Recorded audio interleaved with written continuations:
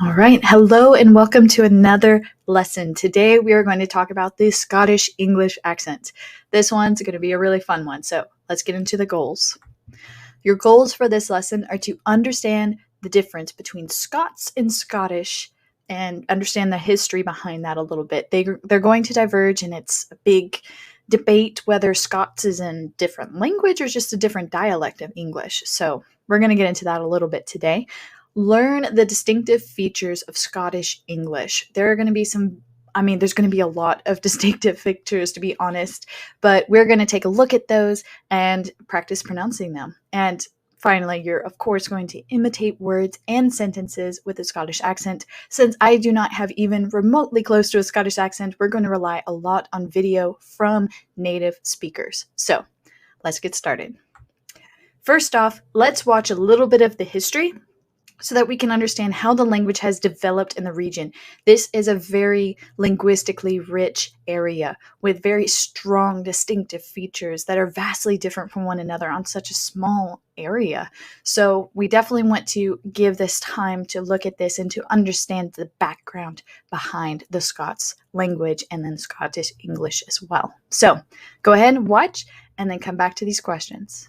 Today's topic is the Scots language. Scots is a language spoken in Scotland, one of the constituent countries of the United Kingdom. Right off the bat, it's important to point out that there are essentially three different languages in Scotland: Scottish English, Scots, and Gaelic.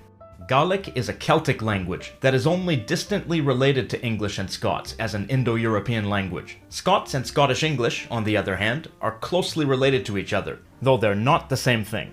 Scottish English is, for the most part, standard English but spoken with a Scottish accent. Scots, on the other hand, is distinct, having diverged from a dialect of Middle English and having features that differ from English. Some people consider Scots to be a separate language, while others consider it to be a historical dialect of English, just like the historical dialects found in England. But we'll get into that a little bit later. According to the 2011 Scottish census, just over 1.5 million people speak Scots, around 30% of the Scottish population. History. The roots of Scots lie in Northumbrian Old English, one of several Old English dialects.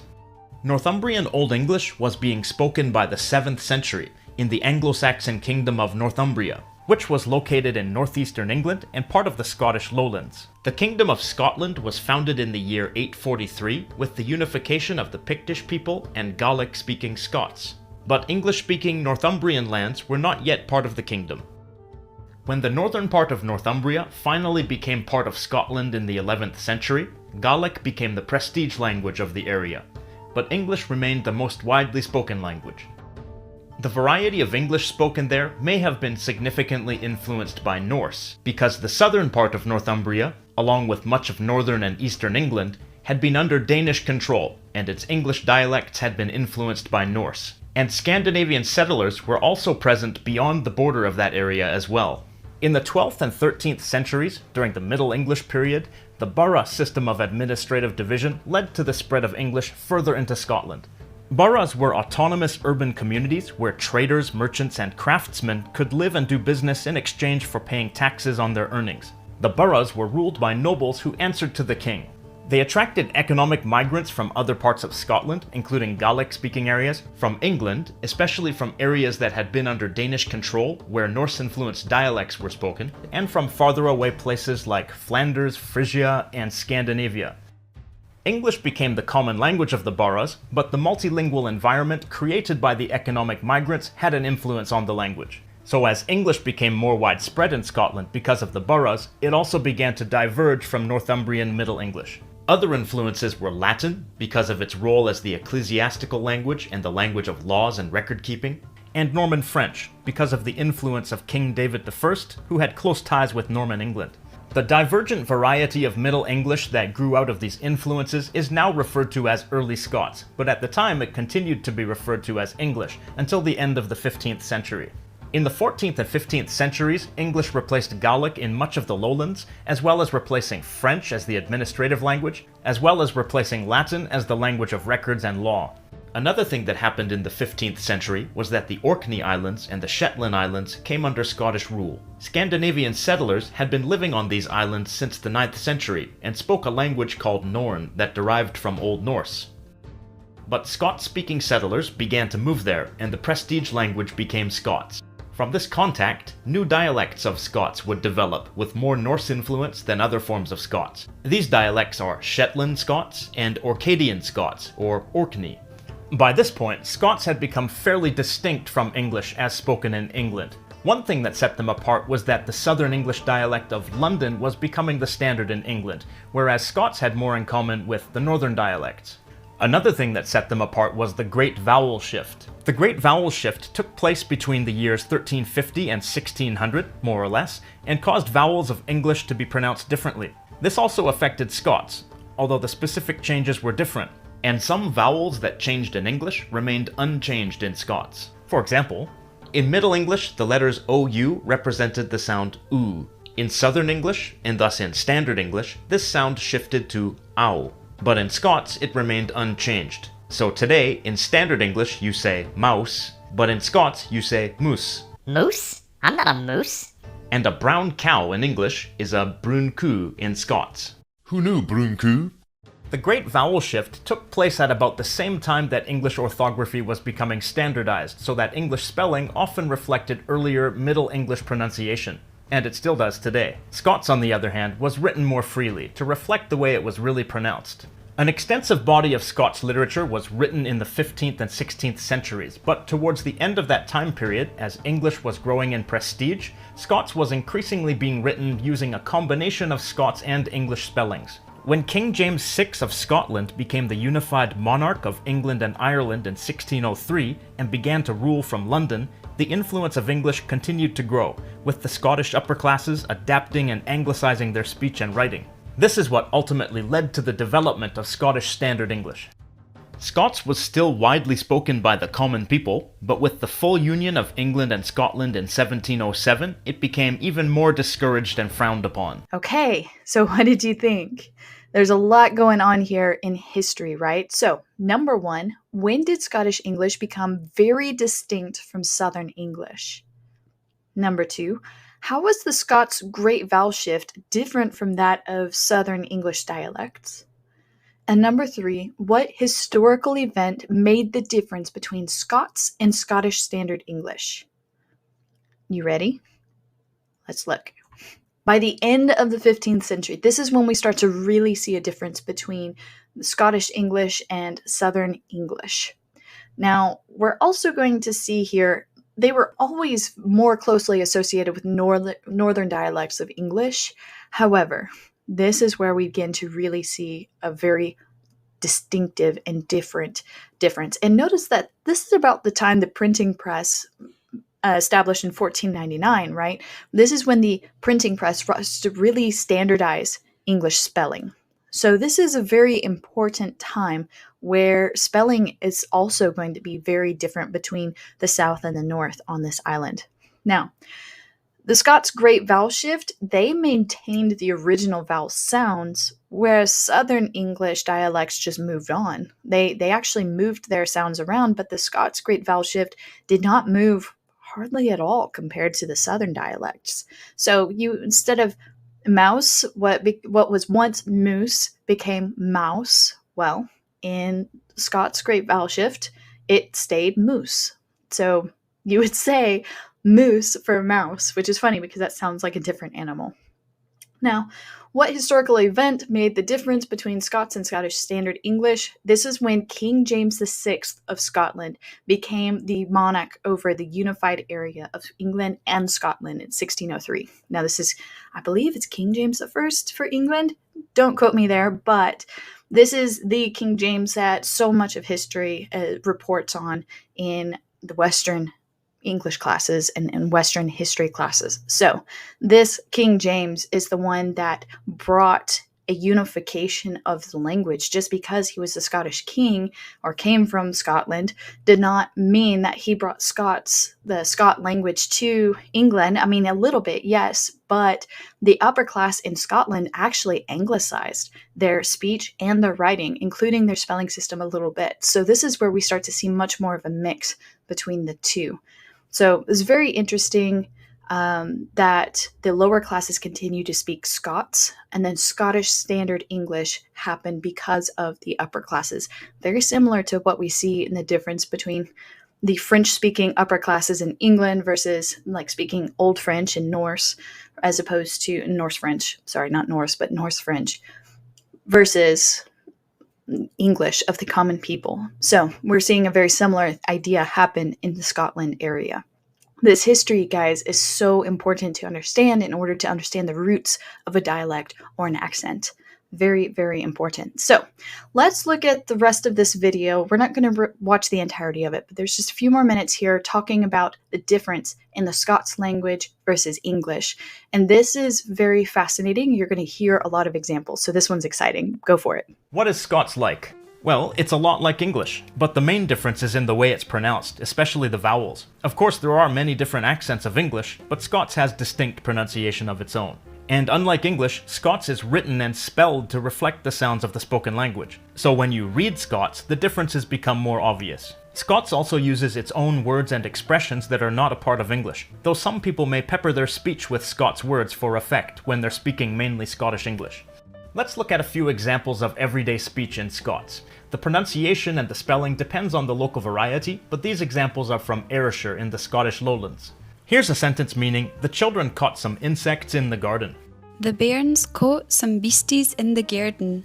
Right away, you'll probably notice that there are some non-English spellings, like some and garden, which is distinct in pronunciation from garden. The first vowel is different, and also notice that the D is pronounced as a glottal stop. But it's often pronounced that way in my Canadian dialect of English as well. We'd normally say garden, not garden, when speaking naturally. You'll probably notice a couple of different words here as well. There's bairns instead of children. This word is not exclusively Scots, but is also used in some English dialects of Northern England. Then we have beasties instead of insects. This is an endearing form of the word beast, which can be used to refer to small animals or insects.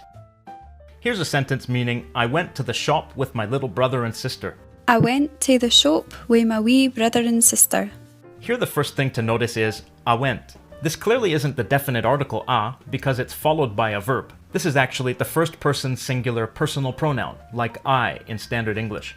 Next, notice te, meaning two. This can be pronounced te on its own, but here it's reduced to sound like t, just like it would normally be reduced in an English sentence like this.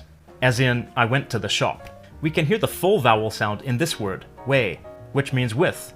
Here, ma means my. Wee means little. This word is found in standard English in certain fixed phrases like a wee bit or the wee hours of the night, but it's originally a Scots word, and in Scots, as well as Scottish English, it's very common. Notice the spelling of this word, brither, which means brother. Obviously, the difference here is just a difference in the vowel, and vowels vary like this in various English dialects as well, but in Scots they're actually spelled differently. Here, in is a reduced form of and. The pronunciation of and is often reduced in English too, but it would never be spelled like this, except maybe in a comic book or something like that. Here's a sentence meaning, I can't go to the party tonight because I've got a lot to do. I can't go to the party tonight cause I've got a lot to do. Again we see a meaning I. Here, canne means can't or cannot. And here's te again. Notice the equivalent word for party, which is per-i. The first vowel sound is different, and the T is pronounced like a glottal stop. Not per-ti, but per-i. Here notice that tonight is the night in Scots, which I find quite interesting because in some other languages, like Hebrew and Arabic, you say the night or the day. Cuz is a contraction of because. This is something that occurs in various dialects of English, including mine, but it would only be written like that in an informal context. Av is like I've in English, and to do is today. Here's a sentence meaning, I don't want to go to work today because I haven't got much energy. I didn't want to go to work the day cause I haven't got much energy. Here's again. I guess I should have used sentences with some different pronouns. Oh well. Here's the word for don't, dine. Remember that can't was kenne. So this ending seems to be the pattern for negative contractions. Here we have te again, and here the word for work is written the way it sounds. I think this is a clear case of the great vowel shift causing a difference between the spelling and the sound in English. Here we see that today is the day, similar to the night that we saw before. Here's cuz again, and here's another negative contraction. Haven't is hivne. Wow, isn't that so cool to listen to? If you've listened to much English, that right there is just so fascinating. It's not like we can't entirely not understand it, but there's definitely words like ban for child. I would not really know what that was without having seen a video like this or having somebody explain it to me. Now, nowadays they don't really say ban, they say, I mean maybe in some areas they do, but I hear a lot more commonly like ween is more common word for a child. But anyway, let's look at these questions. So, what is the main difference between Scots and English? Number 2, how is the negative contraction spelled? And number 3, what is it reduced to? So in English, instead of to, we say to. What do they say? All right. Your answer to number 1 is the pronunciation is the main difference. And because of pronunciation, and they spell phonetically, so their spelling system is also quite different. And of course, they also have unique vocabulary and expressions. Now, the negative contraction is spelled N-A-E because that's how they say it, nay. So don't becomes dine, and haven't is hivne. So very interesting difference there. And I wouldn't really pick that up very easily until I heard it more and more often. Then I would realize, oh, that's what they mean. It's a negative. Now, what is it reduced to? Te. So we have a lot of A sounds in this Scots language in the examples that we saw today. So our focus is not going to be Scots because it is still heavily debated upon whether Scots is considered a separate language or a variation of English. I am not an expert in this region in particular, so I am not going to say that it is. So instead of focusing on Scots, we're going to focus on Scottish English, or the standard Scottish English. So now that you understand a bit of a difference between Scots and English and how Scots and standard Scottish English and English developed separately over time, we're going to shift our focus to really just focus on that Scottish standard. Now, this is basically what Scots speak to be understood by outsiders. Okay, this is not something, many of them speak both Scots and Scottish Standard English. Maybe they throw in a bit of Gaelic in there too. But what's interesting is that they can code switch pretty easily between them because they are accustomed to outsiders not understanding them when they speak Scots. And so what happens is you get this very interesting mix that they use among themselves, because inevitably when you're speaking two different varying variations of a language or two different languages altogether even, you end up just making your own pidgin language. That isn't quite what it's graduated to in Scotland. However, there is a lot of interchanging between words and pronunciation styles in order to be better understood by those around them. So very interesting mix. Let's get into hearing what a native Scottish speaker actually says about this and his own upbringing in Scotland. So you ready? Let's watch. Jack, am I right in saying that there are three native languages spoken in Scotland? You are right, Gideon. Most Scots today speak standard Scottish English, which is by and large comprehensible to most speakers of English. It's often just English spoken with a Scottish accent. But interestingly, there is a language, or some would say dialect, called Scots, which differs from English hugely in terms of vocabulary, and it would be quite hard for many non-Scots to understand. So you speak standard Scottish English, more or less? Yes. And yes, I have heard Scots being spoken, and even for me, it was pretty difficult to understand. So I think that's why people call it a different language. Yes, exactly. Although that's a political debate. Political debate about what is a language, what is a dialect. And even for me, if I were to visit maybe a small village in Aberdeenshire, I might struggle to understand one or two people. But okay. Yeah. And the third language is, of course, Scots Gaelic. So not Gaelic. In Ireland, it's pronounced Gaelic, but in Scotland, it's Gaelic. Gaelic, I did not know that. And it is a Celtic language. Okay, so it's unrelated to English. Well, it's an Indo-European language, yes, but it's a different branch of the Yes, tree. It's in the same family as Welsh and Breton, Gaelic, yes, Mansk. Okay.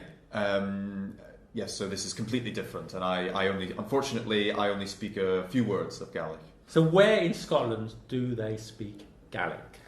Gaelic today is mostly spoken in the far west of Scotland, especially on the islands, islands such as Lewis and Harris, and also Skye. It's also taught, I believe, in several schools now in Glasgow and Edinburgh, but by and large it's indigenous to the west of Scotland. And was So am I right in saying that most Scottish people do not speak Gaelic, only a small minority? Yeah, you are spot on there, Gideon. I believe maybe 50,000, 60,000 people speak it as a first or second language.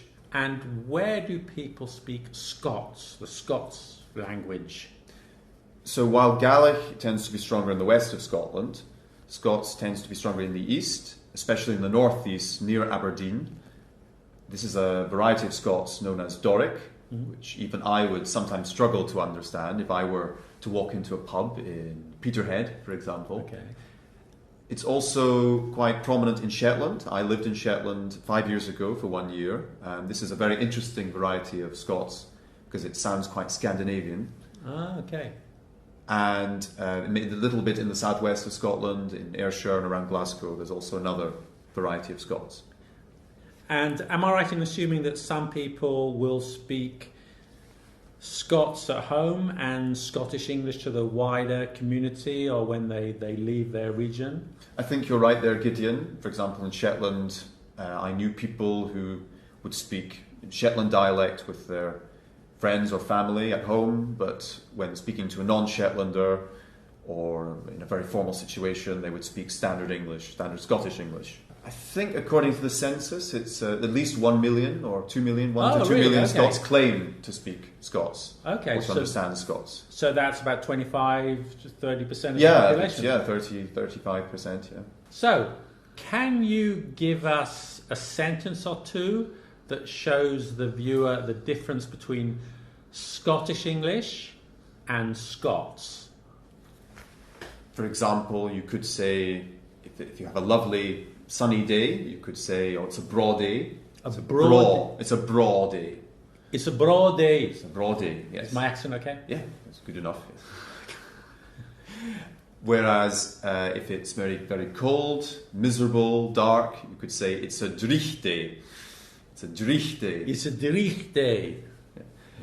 Sorry about that. And it's more commonly a dreich day than a braw day in many parts of Scotland. Is that right? Unfortunately. Okay.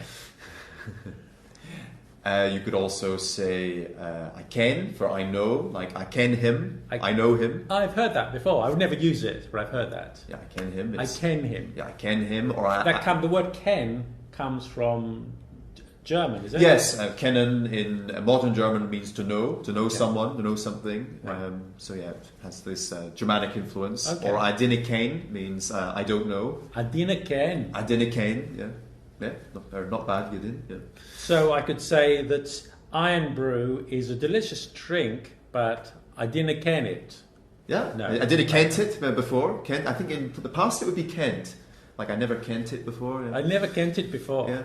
I presume I'm not an expert on Scots grammar, but And I believe that even within Scottish English, we're not talking about Scots here, we're just talking about Scottish English, there are lots of different varieties, aren't there?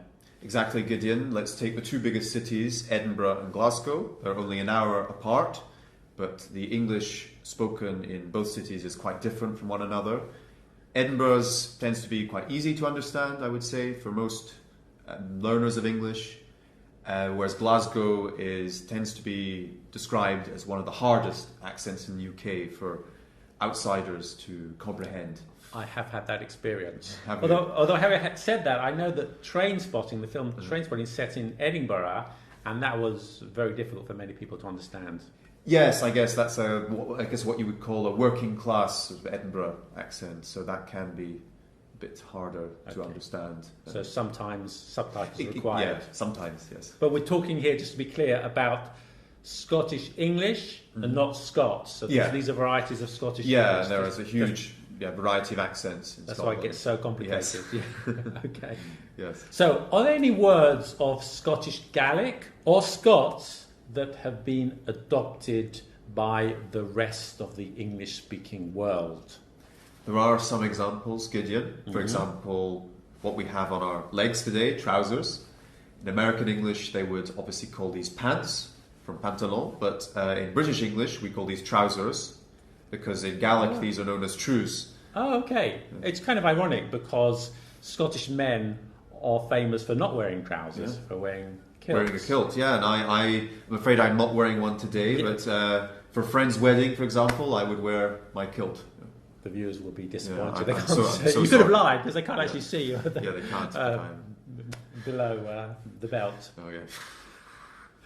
Be an X-rated, let them talk. Smashing, for example. Iron brew is smashing. To mean iron brew is great. Iron brew is smashing. Okay, so that comes from... Yeah, it's from smashing. So it's nothing Gaelic. to do with breaking things into little pieces? No, it means great in Gaelic. Smashing, yeah. Okay, so Iron Brew is smashing. Yeah, okay, very good. Again, we are not sponsored by Iron Brew. Unfortunately. Use it as an example. Unfortunately, please, if you're watching Iron Brew, feel free to contact us. We'll take your money. The word galore. Galore, I love that word. Yeah. How might we use it, Gideon? What? Well, galore means a lot of something, but what's interesting about galore is you put it after the noun. Mm-hmm. So I think we were in a pastry shop in Paris earlier, and there were pastries galore. Yeah. Oh yes, of course, Scotland's national drink, whiskey. This comes from the Gaelic Ishkabeha, which means the water of life. Ishkabeha? Ishkabeha, yeah. Ishkabeha, water of life. Yes, like many languages, like aquavita in Latin, they say it's the water of life. I think believe many European languages have an equivalent. Oh yeah, here in France they say eau de vie. Yeah, eau de vie, yes. Okay, and one final question. Are there any words that you use in Scottish English that we don't use in England or the rest of the English-speaking world? I suppose a word you would hear all the time in Scotland is the word wee. I know that to one. mean like little, very small. Like my wee sister or a wee bit. I suppose the word which I use a lot, actually, it sounds quite formal, is out with. Out with, not I'm out with this, I'm out with my new girlfriend today. No, it's just one word, out with. Out with. And it means outside of or beyond. So, for example, I have lived for 5 years out with Scotland. Ah, we don't say that. No, you don't say that at all. In London. No, heaven forbid. Interesting. Yeah. A useful word, though. Maybe we should adopt it. Yeah, it's quite handy, I think. Yeah. And you lived in the Shetland Islands for a while. How is Scottish different there? Yes, so the Shetland Islands are in the middle of the North Sea, between Scotland and Norway. There are about 23,000 people living in Shetland. Mm-hmm. And the Scottish English there is quite different because there's a lot of Scandinavian influence because there used to be a language called Norn spoken in Shetland and Orkney until the 19th century. No way, so they were still speaking a Scandinavian language in Great Britain until the 19th century? Until 1850, I believe. Until 1850. The last speaker died, yes. That's it, that's incredible. Yeah, so Shetland's a pretty bit different. Maybe Gideon, you and I will have a pretty speak about football and such topics. That was Shetland, was it? Oh, yeah, I think I understood about 70%. Yeah. So what did you I say? had I said we'll maybe have a little talk later about the football, Gideon. A pity spick, a little chat. Pity is like little, and a spick like a chat to speak. Okay. And football is like football. Football is football. Yeah, football. Phonetics of Scottish English. Scottish English is difficult to define, but here are a few things to look out for. We are going to compare standard Scottish English to the English standard called Received Pronunciation, or RP for short. Scottish English doesn't have the U vowel, which in RP you'll find in words such as put and look and took. In Scottish English, the vowel will be pronounced like an oo. Therefore, in some English word pairs, which have two different vowel sounds, such as pull and fool, in Scottish English, they will be pronounced with the same vowel. For example, Jack. I pulled the fool from the pool. The hot thought distinction. In RP, you have an O and an OR sound, with words such as lot and thought and hot and law. They are pronounced differently. In Scottish English, they may be the same vowel. It was hot, and I thought a lot about the law. The trap path difference. In Scottish English, there is usually no difference in the vowel sounds a and r, such as in words like cat, trap, hat, and path, rather, and dance, the same vowel. I'd rather dance on the path than trap a cat in a hat. RP is a non-rhotic language, which means that we don't usually pronounce the R sound. In standard British English, an R at the end of the word just lengthens the vowel. For example, car, door. The exception is if the R falls between two vowels, but even then it's a soft R. For example, far and away. Scottish is a rhotic accent. You'll hear the R sound. How strong the R is varies across Scotland. Jack doesn't have a particularly strong R. He doesn't, for example, say murder. It's much lighter than that, but you can still hear the trill of the R. For example, the murder of the bird surprised the girl. In Scottish English, you may hear some verbs in the continuous form, that is with the ing ending, where in RP, they are stative verbs. So, for example, do you want a coffee in RP? And in Scottish English, some speakers would say, are you wanting a coffee? I won't do the accent there. Sometimes how replaces why in questions. For example, how are you so late? So Jack, Yep. now I've got this for you. Okay. I've got some phrases, some typical phrases that I'm going to read in standard British English, sometimes referred to as received pronunciation, RP, and you are going to read those phrases in Scottish English. Okay. Okay, so that the viewer can tell the difference. Okay, here you are. Okay. It's your copy, my copy. Are you ready? Yep. Right, let's begin. The young lady and I got extremely drunk on New Year's Eve in Edinburgh. Me and this lassie got pure hammered on Hogmanay in Old Reekie. Okay. Oh yes, we had a good time at the dance, but now I'm tired. No more partying for me, just a drop of whiskey and a slice of haggis and I'm off to bed. Oh aye, we had a good crack at the Cayley, but now I'm tired. No more partying for me, just a wee dram and a slice of haggis before I go awa to bed. I was attacked by midges while digging up my potatoes by the lake. I was attacked by midges while digging up my tatties by the loch. Wow, I didn't know that you were leaving for England tonight. Come back soon. Wow, I didn't ken that you were leaving for England tonight. Haste you back. All right, that was a longer one, but very informative and helpful. Now, this is going to be a British modern RP speaker. He is talking to a Scotsman who's speaking in this accent. He's speaking Scottish Standard. It is very easy to understand, and you can tell he has done some accent training, or he's at least hung out around a lot of people who didn't understand Scots. So you can tell that he has really made his accent very, very clear. Now, number one, what three main accents of English are spoken in Scotland? Number two, what vocabulary words come from Gaelic?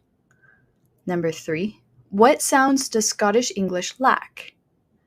Number four, what sounds are different than British RP English?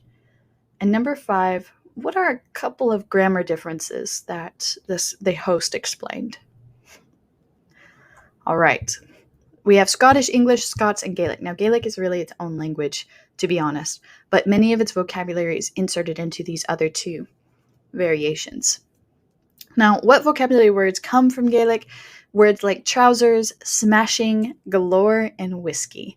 And this is really funny because to me, these words are very common. I mean, we say smashing not the same way that the British speakers use it. We don't use it as an adjective like, oh, that's smashing. We don't do that. But we do say, like, I'm smashing rocks or bricks, or I'm smashing something. And then trousers, we say pants in American English, or jeans, but it's really funny that they say trousers. I mean, I know what they are, but I think it's really funny. Okay, now, number 3, we have this as in put. The Scots say oo as in poot. Remember that this is going to be what happened with these splits, the great vowel shift, and that's where the Scots actually kept the original vowel sounds. So they actually sound more akin to the way English was spoken before the great vowel shift, which is really cool to me. So you have the sentence, I pulled the fool from the pool, is going to be, I pulled the fool from the pool. Okay, they're going to just put them all the same. Now, a difference between ash and a in IPA here. They're going to have a bit of this trap path split. So it's like trap bath split that we talked about with British RP, or modern RP. I need to say that is modern RP. British modern RP says trap and then they say path. Okay, well, Scottish are more like Americans in that they say trap and path. So really, Americans followed the Scottish pronunciation here. We say trap and path the same, whereas the British modern RP speakers are going to say trap and path. Very different, right? I'd rather dance on the path than trap a cat in a hat. All right, but in Scots or even general American, I'd rather dance on the path than trap a cat in a hat. Now, that was not Scottish. That was my American self saying that. Scottish are going to cut off their final T's and put a glottal there instead. Okay, number 4. What sounds are different than British RP English? Well, hot and thought are different in RP English. Now, in American English, we say hot and thought, the same as Scottish in terms of the vowel. In vowels, they also say lot and thought, right? But Scottish speakers are going to say lot and thought. All right, they're going to cut off that T. Now, American speakers, lot and thought, but British RP or British modern RP speakers are going to say lot and thought. Lot and thought. They're going to say them differently. And Scottish English is rhotic, very, very rhotic, more rhotic than American English. So they're going to really hit their R's quite a bit. So you've got this R. They end up rolling their R's quite often, which really makes a beautiful accent in my opinion. But Americans are hard on their R's. We are very rhotic, but we don't roll our R's. So Scottish speakers will roll their R's. They are very hard rolled R's. A couple of grammar differences. They use more progressive verbs. So, do you want a coffee? They will say, are you wanting a coffee? And then they use more how for why in questions. So, why are you so late becomes, how are you so late? Very interesting. I've picked this up often in TV and in just interviews and such as this, but it wasn't until I saw this video that I realized, no, that's true. That's often what the Scottish people will say. And I have heard this often now that I think about it. So let's visualize the accent here. We are going to be looking at the same consonants except for 3 differences. Okay, we have a glottal. Now, a glottal is when you stop the air before you actually make the sound. So you have a glottal, and it happens all the way in the back. So instead of saying glottal, like I would in American English, a Scots person would probably say glottal. Now, it's all the way in the back, and it has a stop there. You hear it often when you hear them. Now, here we have a new fricative. Now, English, we use a lot of fricatives, okay? But this is going to be another one. And this is where you get loch, as opposed to loch. So in normal English accents for the American accents and in British accents, we often say loch. But they are going to say in Scotland, they're going to say loch. All right. And then here, the R. This is more like a rolled R. Okay. And I cannot roll my R's. So the closest I can get is when I front my A vowel and I say start. You can hear that I'm curling up my tongue there as I make that R sound because I'm beginning to roll it a little bit. However, not very good at it. Another key factor here is that they're going to have a very dark L all the time.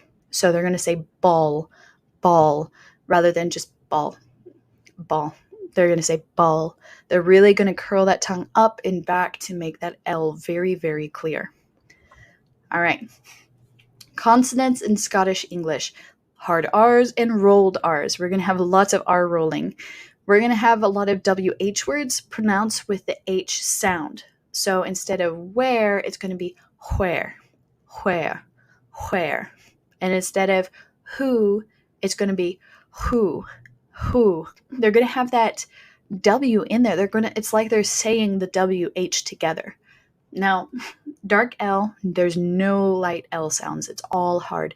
We also say this in the American Northeast. Now, the glottal, I just told you about the CH sound, the loch, loch. And then we've got the T. T changes a lot between the English accents. So what I really want you to focus on here, and I want you to notice it in the rest of the videos that I show you this lesson. The T at the beginning, and P and K as well, they are going to be pronounced normally. Now, when you get to the middle of the word or the end of the word, if there is a T there, it is definitely going to be a glottal, right? But P and K, sometimes they're glottal and sometimes they're not, but they are pronounced slightly differently. It doesn't seem like they often say lap or things like that. Like, they don't say it exactly the same as I would in my general American. However, that T is the main thing that you're going to notice.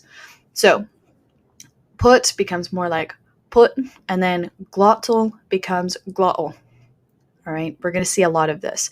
And usually in IPA, again, PowerPoint does not do this, but this sign for the glottal will actually should be superscript, should be up here like an exponent, a little tiny one, and then it would be the word after it. So here, put should have the glottal up here and then have a T after it. So again, that's just notes for you so that whenever you see it elsewhere on the internet, you will know what it means. Okay, the vowels. Look how differently these vowels are placed. They are so different than normal English. Like, look, the E is all the way down here. And then I, which is normally up here, is way down here. They pronounce it more central. But then you have this oo sound. So this is going to be your pull.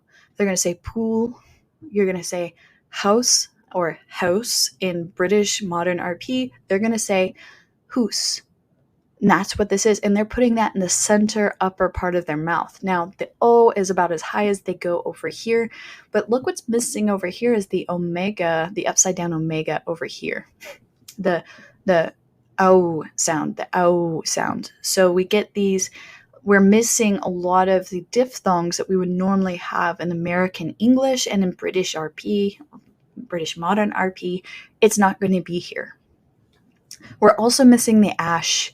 It's not that they don't say these sounds. It's that they don't use them on their own that often in comparison to these others. We are moving forward these here that are in the back because of the glottal. Because of the glottal, and that's way down here, they're going to be pronouncing a lot more fronted, forward vowels. Look how much it's shifted everything a little bit forward and up.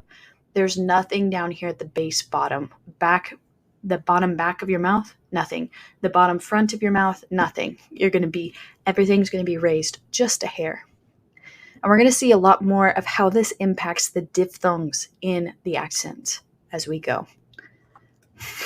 Okay, so here's some notes about vowels in Scottish English. This is one of those places that you really want to take a picture or take notes or something. You want to know these for if you plan on mastering this accent.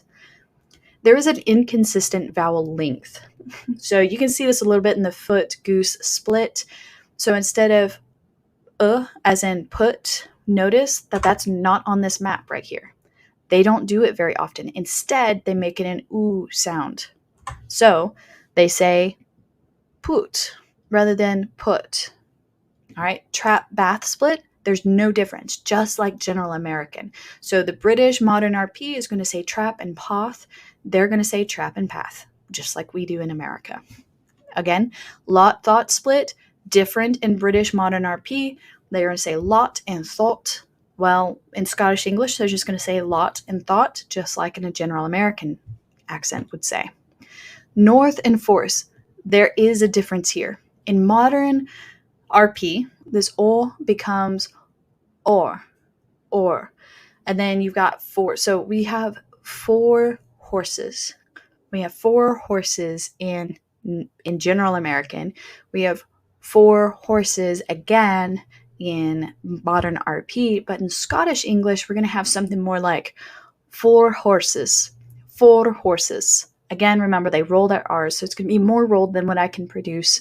But these two, this 4 horses, they're going to put more of this right here in horses. So it's going to make it different. They're going to have a difference in the way they say these 2 words. Now, this one here, fern, fur, and fur is going to be different in Scottish English. In general American, fern, fur, and fur, they're pretty much the same. In modern RP, they are going to be also the same. We have fur, fur, and fur. Okay, well, in Scottish English, it's going to be different. Instead, they're going to say fern, fur, and fur. Fern, fur, and fur. Yeah, so here, I'm feeling in my voice, sorry. So they have fern, and then they have ear, and then they have So notice I'm saying this differently. I feel it in my own throat as I'm saying this. That R is going to be rolled, and that is why they can pronounce these so differently. It's because they are beginning to roll those R's. As this is a great exercise to practice your Scottish English.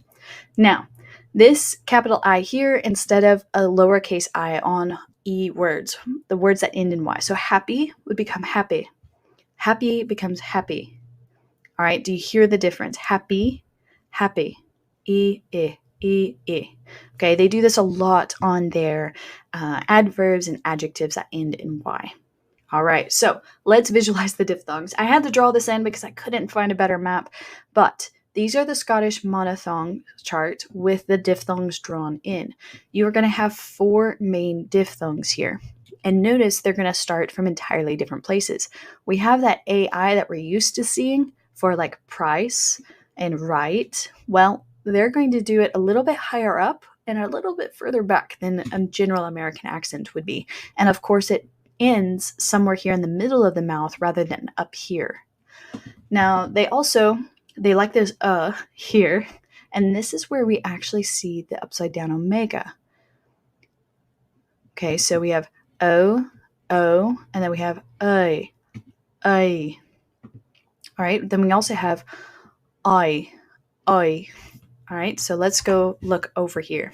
So price, and we have price, and we have mound, and we have choice. Listen to those differences. Those are different than the way that we would normally say it. I mean, choice is pretty close. Ois. I don't know. I think we would do more of an O than an oi. But then here they start with an O. Mound. It's like I'm starting with an mound. And I make my mouth more of an O as I go. Now, oi, again, is the same thing, and then I, as in we've seen before.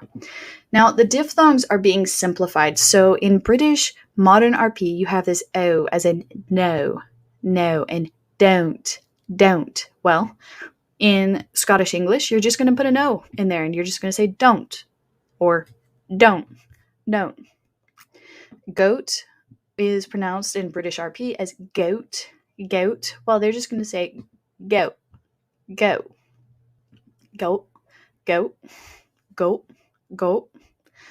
just going to say goat. And you have A over here, just simplifies to an A sound. So instead of wait, they're just going to say wet. And then instead of I, they're going to say more like an I. So instead of nice, they're going to say noise. And then you have an ow is going to become an O. And they're or they might just say ooh. And so house becomes hoose. or house. House, they might say that as well, depending on where they're from. Now, keep in mind, I'm telling you these things, but Scottish English is so varied across the region. There are so many differences. It's very much like England in this. Village to village is going to sound different. Town to town is going to sound even more different. So keep in mind that I'm telling you these things as general rules, but it's not always going to be true. Now, I want you to watch and practice this short video. This guy is going over many of these differences that I've talked about, and though his pronunciation is not perfect, he is a native British modern received pronunciation speaker, so modern RP. He is going to try to do his best to demonstrate these differences between modern RP and Scottish English. Are you ready? Go for it. In contrast to received pronunciation, Scottish English is rhotic, which means the letter R is always pronounced. Furthermore, it's frequently realised as a tapped sound. So a phrase like really terrible weather in Scotland is likely to be pronounced really terrible weather. Vowel length is non-phonemic in Scottish English, which means the length of a vowel is inconsistent and depends on the sound that follows it. Furthermore, there is no foot-goose split, which means there's no difference between the and U sounds, and where they exist in received pronunciation, they're replaced with a more forward U sound. So a phrase like good food in Scotland is likely to be pronounced good food.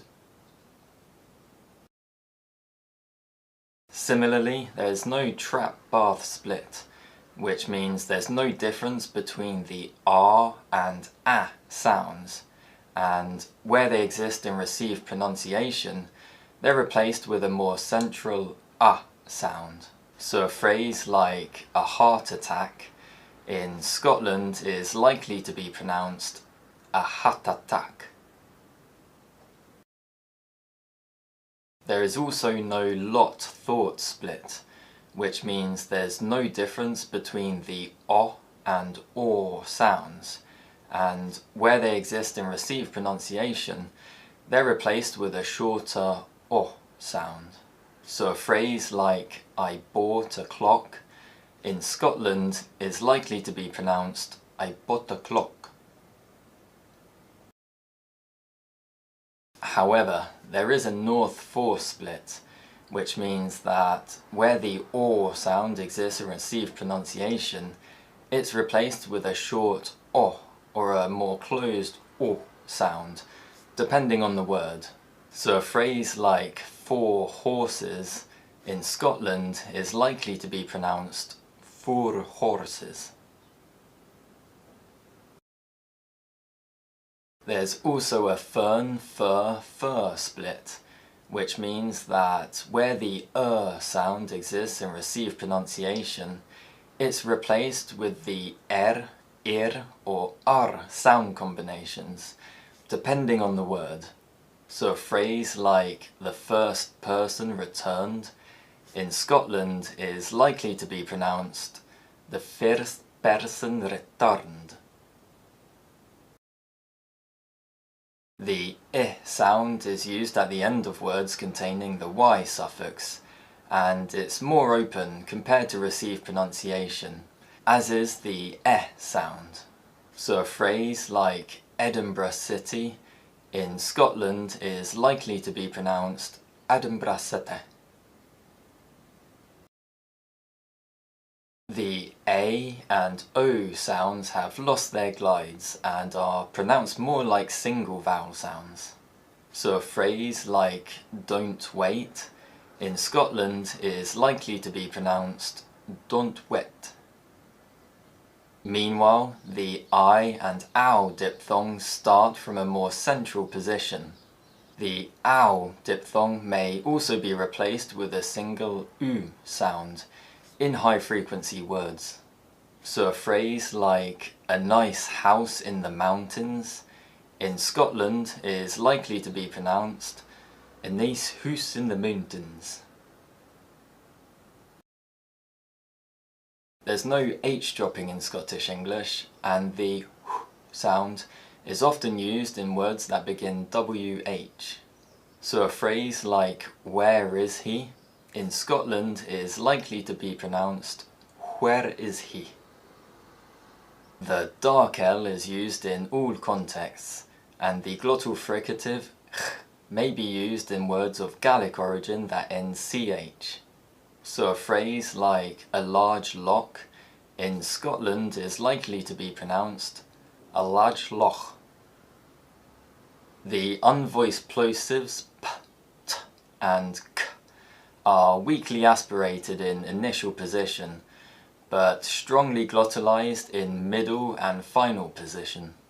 So a phrase like cut and tape the package in Scotland is likely to be pronounced cut and tape the package. Okay, did you hear yourself? Did you feel those differences? They are so different. As I was working through this video myself, I was really rather impressed at how different it is from both the General American and the British Modern Received Pronunciation. But I did find it interesting how much more similar Scottish and General American are than I originally thought. It makes sense when you go back to the history and how many Scots immigrated to America early on. It makes sense, but very interesting, the differences. All right, here's some more imitation practice for you. Here are going to be some slang words. We're going to really just focus on the individual words this time. Are you ready? You'll all know the first word, which is I. I is used all the time in Scotland. I feel like there aren't very many people that don't use it, and it means yes, I. Similarly, no means no. A lot of times we turn words into something else. For example, going to will be gony, can't will be canny, won't will be willney, and didn't is didn't, no is not. An example of all of these would be no, I'm not gonna, which would mean no, I'm not going to, or no, I can't do that. That would be no, I can't do that. It's quite simple really. I included this in the old video because it's something I said in one of my New Year videos or something, and I said what I know. By that I meant want to not. What I know do that. Want to not do that. Can you not do that? I don't know. What is what. Wee is another really common word used in Scotland, all over Scotland, and it means small. It doesn't mean going to the toilet, it means small. So a wee would be a small pea, but we don't really use the word wee that much, or I don't anyway, or in my area we tend to just use the word pea, or well, anyway. These are just sort of kind of basic ones before we move on to the more exciting words. One is one, aff, off, on, ain is own. A one aff would be a one off. If you're going in your ain, you're going in your own. Aw is all, baw, ball. So oh my balls would be oh my balls. I experienced a great example of this actually the other day. I was in Subway and the girl messed up my order in the till, and then she went, oh, and it was really cute, and then she went, oh, I'm going to get my balls chopped off. And I was like, I like that, which just meant I'm going to get my balls chopped off. Ma and da, mum and dad. A lot of these, a lot of people won't say, but they are very popular, and a lot of people, you will hear this all over Scotland when you're out and about, or out and about. You'll find out what I meant by that. A is I. This is just something that most of us do. If I'm going to the shop, I won't say I'm going to the shop. I would always say I'm going to the shop. Yeah. Okay, that's hard to say that on its own, is you. So you can't do that. You can't do that. See, it's quite simple. If this is intimidating, oh, just wait till you get to the other words, but it's something that you can pick up and you can get used to over time. Along the same lines, yourself is yourself, or myself is myself. I already used this example as I am. I'm going myself, I'm going on my own. You're going yourself, you're going on your own. Whiz, was, or wasn't, again is wasn't. Old, old, day, do. You might have heard in a popular Scottish programme called Chewing the Fat, you might have heard the phrase, gonna no day that. Gonna no day that. Oh, just gonna no. And it just means, can you not do that? Going to not do that, please. But in a less polite, more Scottish way. Naebody is nobody. Nobody's gonna do that. Nobody's gonna do that. And then we do things to words like out, about, doon, tune, which is out, about, down, town. We just like having fun with words. With, there's another one for you. The more I film videos and edit videos, I notice things that I say, or like people will point out things that I didn't even realise I said. And it's interesting. A dog is a dog. A coo is a cow. So then you might have heard the phrase a coo's lick. I say a coo's lick to mean this bloody thing here, a cow lick. But I wouldn't say a cow lick, I'd say a coo's lick. Isn't that so much fun? Just the different words that they use. I love it. I love this accent. All right, so let's compare the regional accents, words that Scottish can't say. So we're going to compare Scottish English to a British received pronunciation speaker and an Irish speaker. Okay, and they're going to focus on words that are really difficult for Scots to say, but I think it's going to be very interesting for you to hear it and also to imitate along with them. They are going to explain among themselves what they think the differences are, and these are just normal people from their regions. So go ahead, watch the video, enjoy it, learn some things. You ready? Go for it. Brown. Did you do that on purpose? I roll my R's a lot though. Brown. Brown. Really? Brown. Brown. Brown. That was fun. It's interesting. Brown. You're not like... I have brown eyes. Brown. Brown. Oh, okay. Oh. You are brown. I can say it brown, but it's more natural for me to say brown. I didn't expect this to be. Yeah, it's like your tongue automatically You say goes. brown. Brown. Brown. Brown. It's just shorter, isn't it? The R's. Brown. Yeah, I think brown. each of our countries does or slightly different. Yeah. I think that's the main point. Yeah, the way our tongue curls is different. Carl.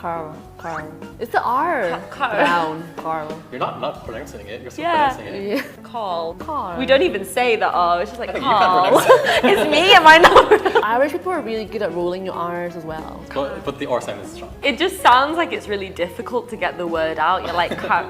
Carl with brown. It sounds like it's hard and like. It's a struggle to be Scottish. Yeah. This is my favorite.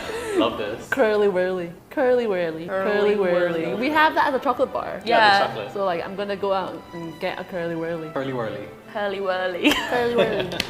Curly whirly. It's more flat. Curly whirly. So it's easier to understand. But like, would Glaswegian people be more like curly whirly? Oh yeah, so in Glasgow, which is in West Scotland, it's a lot more like arr. Yeah. I don't want to offend Glaswegians, but there's a lot more stronger like arr. Say it in your strongest Scottish accent. I'm gonna go to the shops and buy a curly whirly for my friend Carl with brown eyes. Brown. World. That's the same as before. World. World. It's the OR as well. World. Because my tongue naturally just goes up when there's an R, so it's just like world. World. I feel like your Top of the accent's world. kind of like not weaker, but it's not as strong as like Glaswegians. Oh, definitely. Because I'm from Edinburgh. The Edinburgh accent's a lot, I wouldn't say weaker, but it's a lot different in like how we soft. pronounce the words compared to Glaswegians. Because like Edinburgh's East Scotland and then Glasgow's West. So East and West is very different as well. I feel like when you think of like a typical Scottish accent, it would be like world. Yeah. That's what I wanted to do. Yeah, world. Yeah. World. Unfortunately, I'm not as strong as that. But if you go to West Scotland, yes, everyone's gonna be very like rawr. And it's like what? On top of the world. But they're very friendly. Yeah. Scottish people are very friendly. Squirrel. Squirrel. Squirrel. Squirrel. It's really hard to pronounce. Squirrel. Squirrel. Oh, it sounds like you're saying squirrel. That's what I'm saying. Wait, what? Say again? Squirrel. Squirrel. What are you saying? Squirrel. Oh, you two are kind of similar, but you're more rounded. You like blend it so that it sounds like swirl. It's like almost swirl. It's kind of one syllable almost. Squirrel. Squirrel. You sound scouse. Squirrel? Oh my god, look at the squirrel. Carl and Carol. Carl and Carol. Carl and Carol.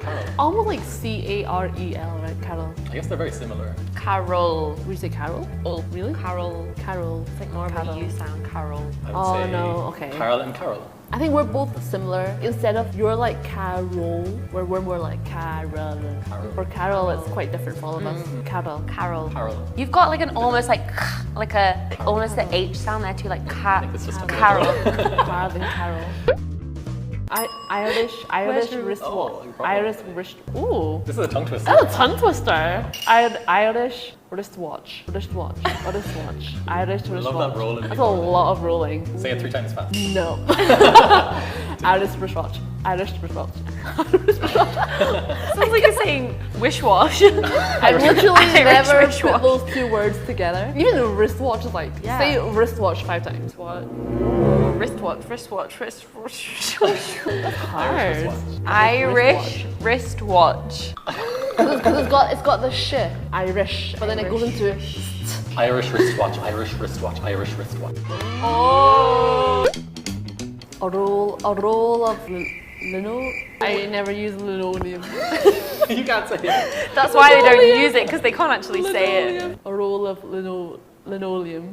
Say that 5 times fast. Linoleum. A roll of linoleum. Linoleum. Linoleum. A roll of linoleum. Linoleum. A roll of linoleum. Tarantula.